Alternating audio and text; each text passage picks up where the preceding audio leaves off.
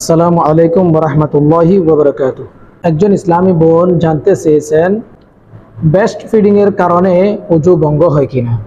প্রিয় ইসলামী বোন, আপনি অত্যন্ত সুন্দর এবং গুরুত্বপূর্ণ একটি প্রশ্ন করেছেন। নাওয়াকিদুল ওযু এগুলো নির্দিষ্ট, এই নির্দিষ্ট কারণগুলো ছাড়া ওযু ভঙ্গ হয় না। তবে আপনার এমন শক হওয়ার কারণ হলো কেননা সতর খোলা হচ্ছে। প্রিয় বোন, আপনার জানা উচিত যে সতর খোলার কারণে ওযু ভঙ্গ হয় না।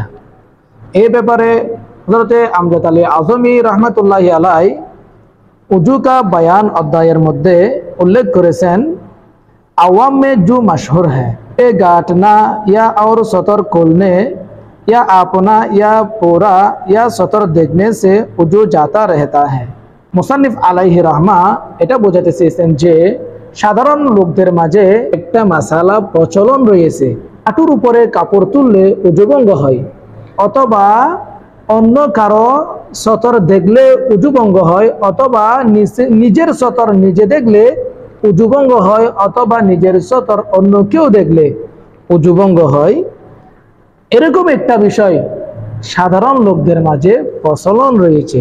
মুসান্নিফ আলাইহি রহমা বলতে লাগলেন, মাহাদ বে আসল বাত হ্যাঁ, এই কথার কোনো ভিত্তি নেই। हाँ, वजू के अदब से है के नाप से जानू के नीचे तक सब सतर छिपा हूँ।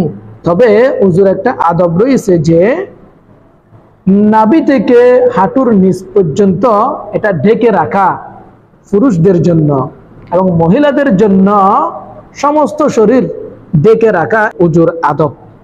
বলকে ইস্তিনজে কে বাদ ফুরান হি চিপা লেনা চাহিয়ে, বরং ইস্তিনজার পরপরই তাড়াতাড়ি সতর ঢেকে ফেলা এটা উচিত। কে বগैर জরুরত সতর খোলা रहना মানা है। এমনকি খালি ঘরের মধ্যে, নির্জন এলাকার মধ্যেও জরুরত ছাড়া, বিশেষ প্রয়োজন ছাড়া সতর খোলা রাখা মানা, এটা জায়েজ নেই। दूसरों के सामने सतर खोलना হারাম है, অন্য কারো সামনে সতর খোলা এটা হারাম, তবে এটা ওযু ভঙ্গের কারণ নয়। আমাদের মহিলাদের মধ্যে একটা বিষয় প্রচলন রয়েছে যে গোসলের পরে তারা আবার নতুন করে ওযু করেন। প্রিয় বোন, আপনাদের জানা উচিত যে গোসল এটা পবিত্রতার একটা মাধ্যম। গোসল করার পরে কাপড় পরিবর্তন করে আবার নতুন করে ওযু করার প্রয়োজন নেই।